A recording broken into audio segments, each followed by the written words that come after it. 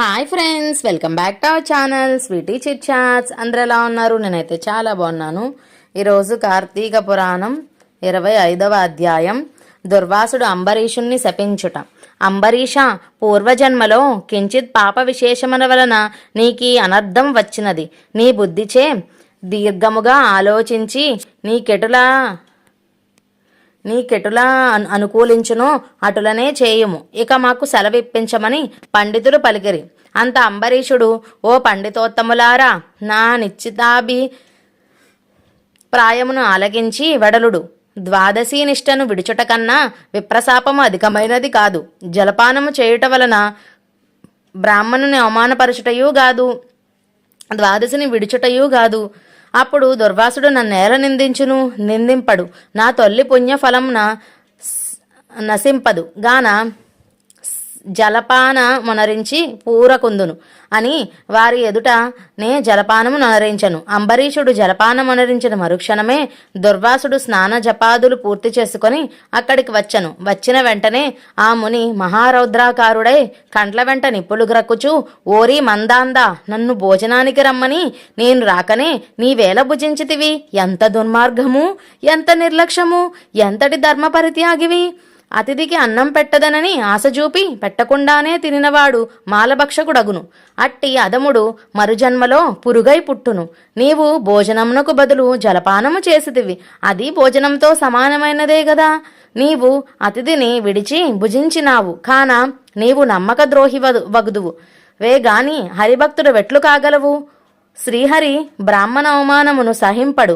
మమ్మే అవమానించుట అనిన శ్రీహరిని అవమానించుటయే గదా. నీ వంటి హరినిందాపరుడు మరి ఒక్కడూ లేడు.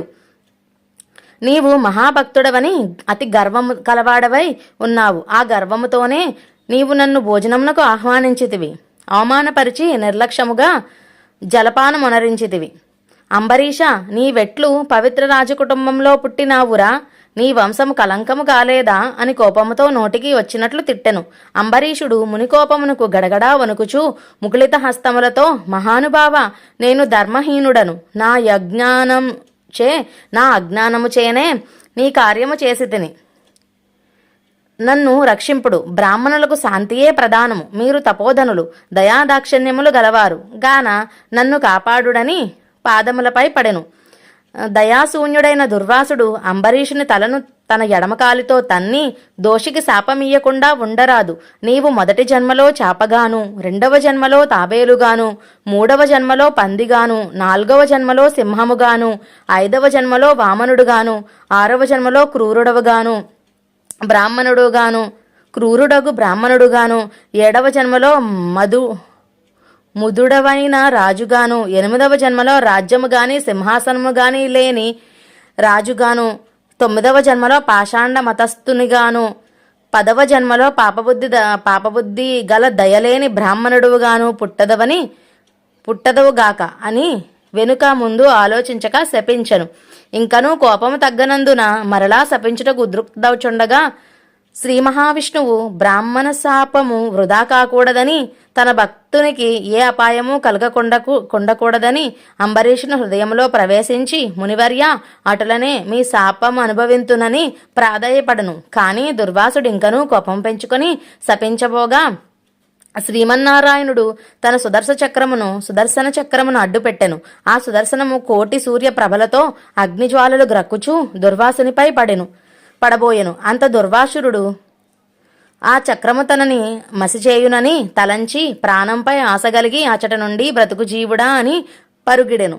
మహాతేజస్సుతో చక్రాయుధము దుర్వాసుని తరుముచుండెను.